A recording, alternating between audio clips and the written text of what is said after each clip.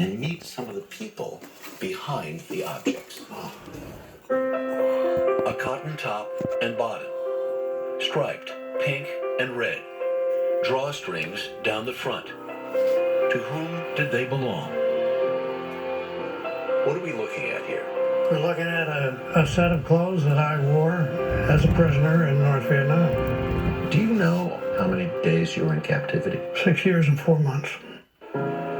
U.S. Navy Commander Al Carpenter, husband to Carolyn and father to 4 young children, departed for his second tour of duty in Vietnam in 1966. This is the day he left. We got the kids up, and that was taken just a few minutes before he headed out the door. The fighter pilot, with dozens of missions under his belt, was flying into enemy territory. His mission, to suppress North Vietnamese surface-to-air missiles. Missiles that soon found him. I could hear their search radar, I could hear it lock on me, and then I could hear the guidance radar for the missiles. You talk about sober. Carpenter had put his own missiles to work on an enemy target, but slowing down to do so made him easy pickings. I heard a boom, the airplane shook, and a fire warning light came on the dash, just like that. Carpenter tried to will his crippled aircraft toward the ocean and his aircraft carrier. It was no use. And suddenly the seat fired, and I went up the rails. Going through the air at 500 miles an hour, with both arms flailing around, both legs flailing around, and experiencing pain like you can't believe. Bleeding and bedeviled by multiple fractures from the ejection, he found himself in the water, where he was soon face to face with a machine gun. A North Vietnamese with his finger on the trigger. I can still remember floating there like this, looking over at him and thinking, I wonder if I'll feel the bullets when they hit me. Instead, Carpenter was captured. Back home, his wife Carolyn had no idea. The first that I heard was the commanding officer's wife. They told her that he had been shot down, and she said, no, don't send the Navy car. That was what we all dreaded, the Navy car driving up. The naval aviator was sent to How Lo Prison, better known back then as the Hanoi Hilton, the same place John McCain was held prisoner. Carpenter was immediately interrogated and tortured. They'd take me over and try to set me down, and I'd collapse and land out on the floor, and then they'd kick me a few times, hit me with rifle butts, and they wanted me to get up. Well, I couldn't get up. I had two arms that didn't work and a leg that didn't work. The North Vietnamese considered Carpenter and other Americans war criminals. They were stripped of their uniforms and put into these. Carpenter's pair are now on display at the Smithsonian National Museum of American History. Not only did we have those long uniforms, but we had these short ones. Carpenter used extra material from his uniform to create a satchel. In it, he kept his most precious possessions. I tried to take as many pictures as I could to send, and fortunately he was able to get some of them. Did you think you were going to get out of there? Yeah, I'm going to be out by Christmas, I'm going to be out by Easter, I'm going to be out by my birthday. March 4th, 1973. More than 6 years after he was shot down, Al Carpenter and more than 100 other American POWs were loaded onto buses, their fate far from certain. They're going to march us out and shoot us or something. Yeah. All the time disbelieving, no, this is for propaganda or something. It's just not going to work. In fact, they were being sent home. I reach this point every time I tell a story. As we were putting ranks outside the buses, and then these two C-141s came in.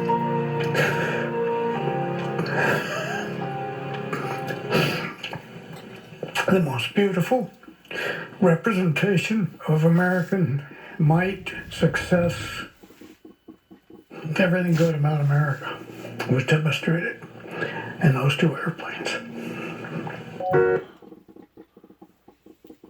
I want to stop right there.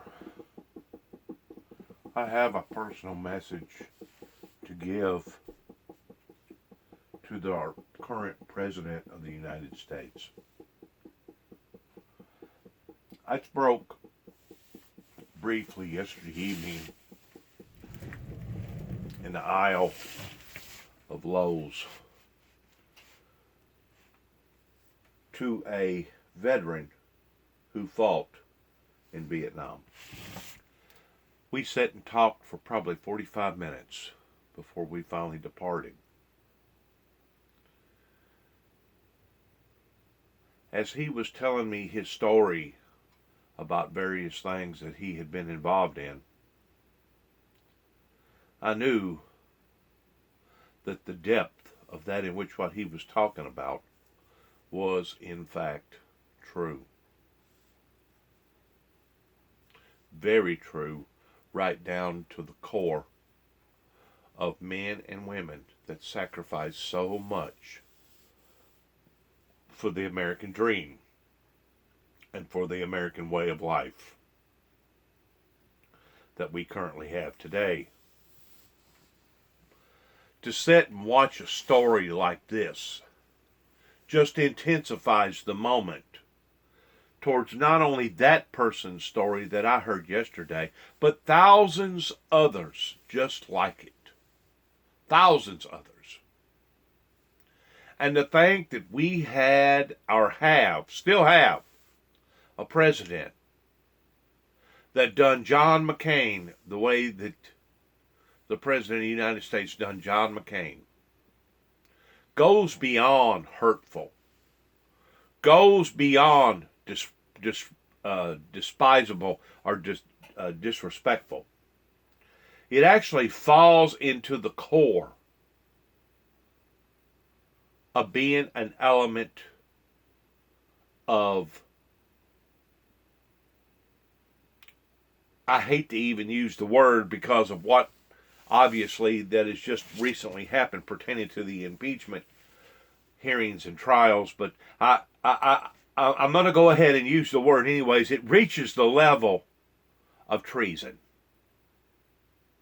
Whenever you can disrespect a person and a person's family openly, the way that Donald Trump did with John McCain,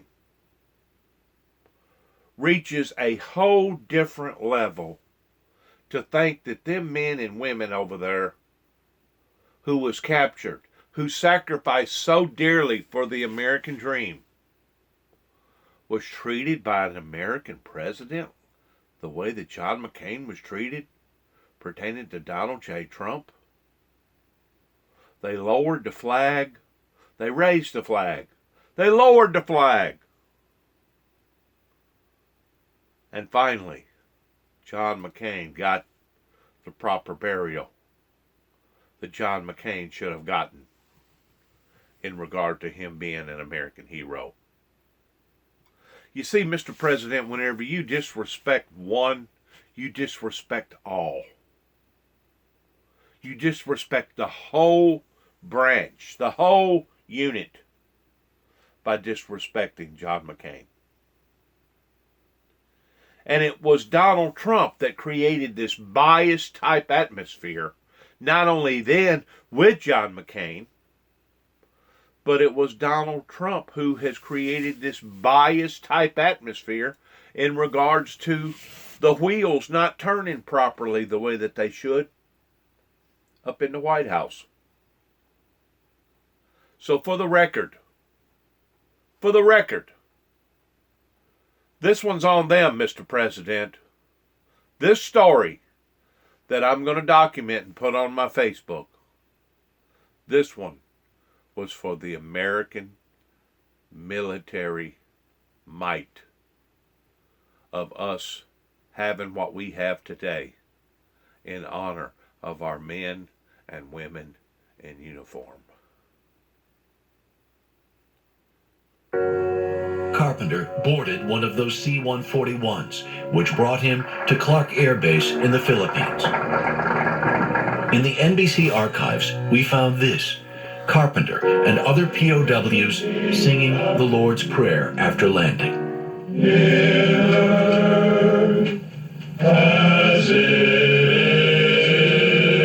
Once checked over, Carpenter was sent back to the United States. His reunion with his wife memorable. We were both apprehensive, I'll bet. but delighted. And frankly, I had other thoughts in mind. I've been gone a long time.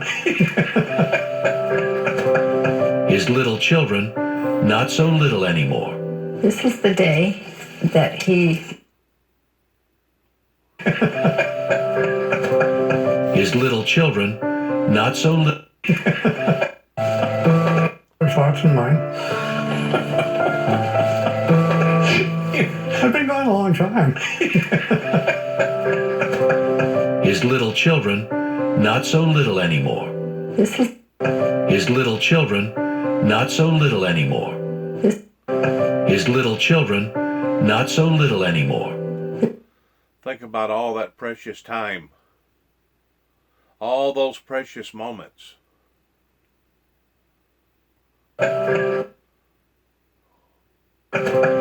His little Going from that era, whenever he went in, versus going from this era, whenever he come out.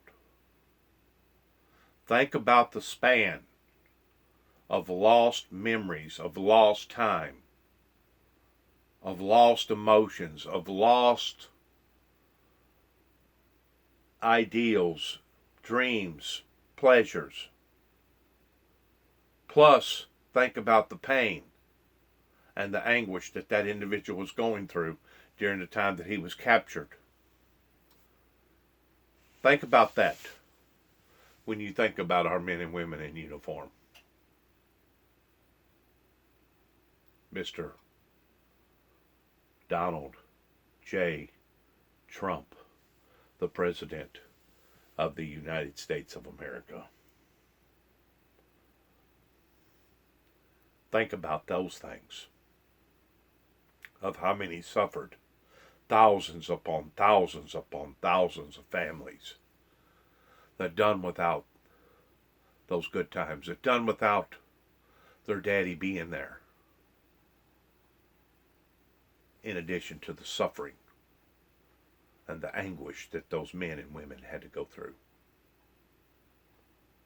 And to think that a president is going to set up and play cockle-doodle-dandy up on the stage yesterday towards beating his chest like a big ape and trying to promote the ideal to the American people that it was the Democrats that created this atmosphere that the American people just had to droolingly go through. It was a drooling experience for the majority of the American people to have to go through what they just went through pertaining to the impeachment, inquiry, hearings, and trial. Drooling. It was ugly. And think about the sacrifices that has been made. And you wonder how come people feel the way that they feel about you? Mr. Donald John Trump? Mr. Donald J. Trump? You wonder how come people despise what has went on?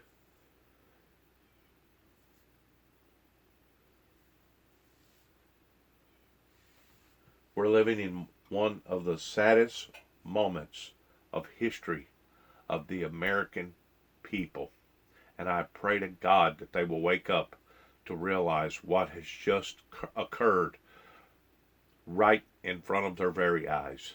And I realize that a lot of things that Donald Trump has talked about and a lot of things that Donald Trump has done has been good. Nobody's going to argue those facts. But to think that he didn't have no more patriotism about him than to do what he has been accused of doing pertaining to the Ukrainian people over in Ukraine, and to think that he was willing to disrespect John McCain the way that he disrespected John McCain.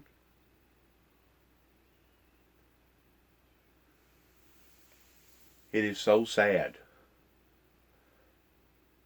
that we as an American society have turned our loyal commitment against those who have suffered the most, which has been our integrity to our men and women in uniform.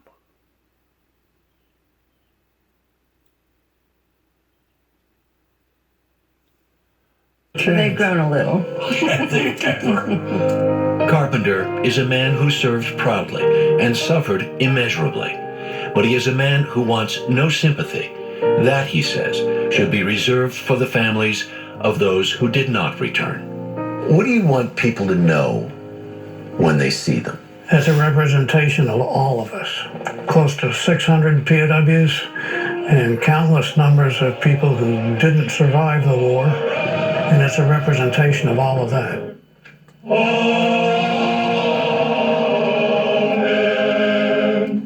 My God. I've been living with this story for 2 months now. This weekend. Oh, my Lord. That was amazing. Right?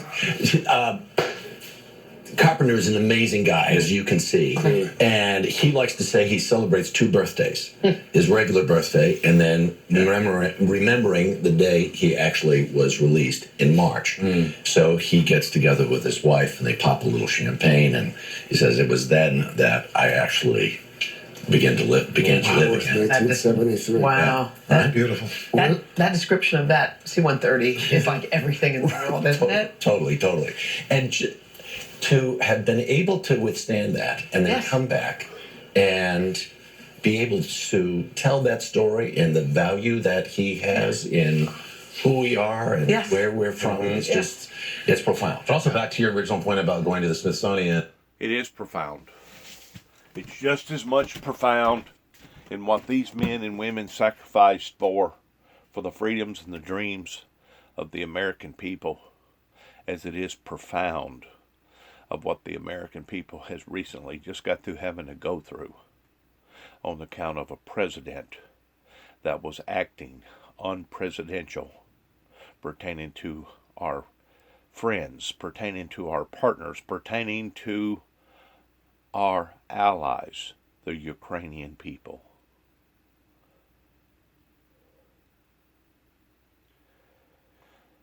To think that we had to go through such agony in watching all of that exceeds the heartbreak of how much that our men and women have sacrificed in our freedoms that we have today. May God have mercy on you, Donald J. Trump, if we find out that your intentions was unethical and immoral according to the American Code in regard to holding precious aid from one of our partners, the Ukrainians. May God have mercy upon your soul. That's the message that I have today to give to the President of the United States that has put us through the ringer the way that he has put us through the ringer pertaining to all of this.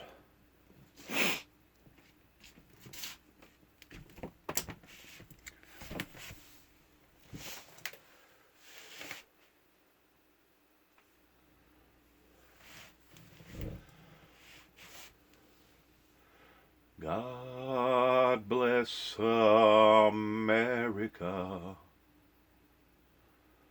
land of the free. Stand beside her and guide her. Da, da, da, da, da, da, da, da.